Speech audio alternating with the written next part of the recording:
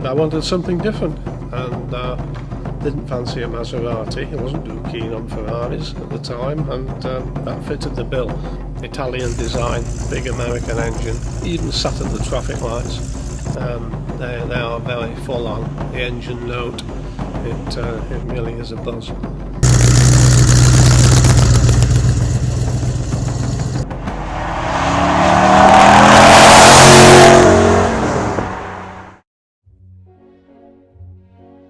Tomasso was not Italian. Originally he was from Argentina.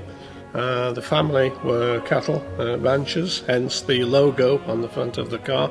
At the time he was very vociferous against the Peronist regime, and was obliged to leave in a bit of a hurry. He met Elizabeth Haskell, who was an independent American lady who also enjoyed racing motor cars. They had a relationship and married. She was linked indirectly to Ford. So as you can see, cogs start to mesh, and things start to turn. Tomasso, together with his new wife, went to Italy, where he started producing small single-seater race cars. Then things were developing, as we say, into the Vallelunga, into the Mangusta, into the Pantera. One of the most important cars that we have is the Vallelunga. This is one of the 3 surviving prototype Vallelungas which were built by Fisore. This was Tomasso's first venture into producing a road car. Tomasso then fell out with Fisore. He took the order away from him and allowed his own company, Ghia, to build the fiberglass Vallelungas, which are more widely known. Tomasso produced a sports racing chassis in collaboration with Carroll Shelby. Because of Shelby's involvement with the Shelby Cobras and the Shelby Mustangs, he was too busy with Ford, and that project was dropped. At the same time, Ghia had produced detailed drawings and a body shell for ISO. ISO then had no real wish to go into a rear-engine sports car, so Tomasso was left with a really good body shell and a really good sports racing chassis. So he did the logical thing of putting both together. Because of the fallout or the disagreements with Shelby not taking up the option on the chassis, Tomasso called the resultant car a Mangusta. Mangusta being Italian for mongoose. The mongoose is the only animal which is known to take on a cobra and kill it.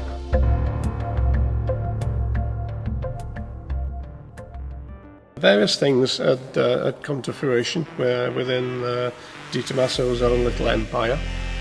He'd made contacts with Ford through family connections, and Ford were also looking to produce a road-going sports car of their own. This was really the project that they were dreaming of, Italian style and big American engine. The Americans would love it, and indeed they did. The styling for the year was phenomenal.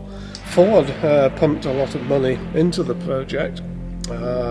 Tomasso was a little bit optimistic in as much as he was expected, and in fact did confirm that they would produce 8,000 units a year. Ford's failure was not realising that there was no way on God's earth that was going to happen. This led to a lot of animosity. Unfortunately, Henry Ford decided enough was enough and just slammed the doors shut. What he didn't realise was that Tomasso was wise enough to have his own body moulds, pressings in Italy, and even with the original contract between Ford and Tomasso still maintained the rights to produce these cars and sell them within Europe. So Tomasso was the one who won 3 times over. He owned Ghia, which he sold to Henry Ford. He sold Henry Ford the package for the Pantera, which Ford paid for. and then virtually Ford gave it him all back for nothing. You couldn't write it. The body shell, the style of the car, was designed by an expat American called Tom Jada. The underpinnings were designed by none other than Dallara, who subsequently went on to work for Lamborghini and even today produces mainly racing car chassis, with it being mid-engine, very short exhaust pipes, very short headers, very small silencer. It is a box, not so much of a silencer, but it's a beautiful noise, makes a hell of a noise. The Pantera wasn't so much a throw together as the Mangusta was. The braking system had to work, engine and gearbox had to mate properly and produce a good, fast, safe car, and that's exactly what he did. Other cars as well, which were intended for America but never made it. The four-door Deauville, which was specifically designed as a competitor to the Jaguar of the day, and also the big four-door Mercedes of the day. All the cars were intended for America, but again the Deauville never made it. But he continued to produce cars in relatively small numbers and sold throughout Europe and the rest of the world. When I first started in business, that was back in 1983, we specialised in Jaguar. I got to know a little bit about Tomasso and the Panteras, and all of a sudden the business started to sidestep. The beauty was, nobody knew anything about Tomasso. Big American V8, yes, there are plenty of specialists well capable of handling an American V8, but the rest was a total mystery. The mark itself, to me, is so special.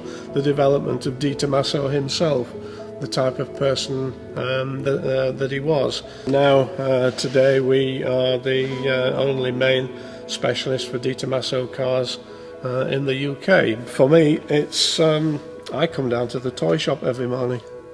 You know, it doesn't get any better than that.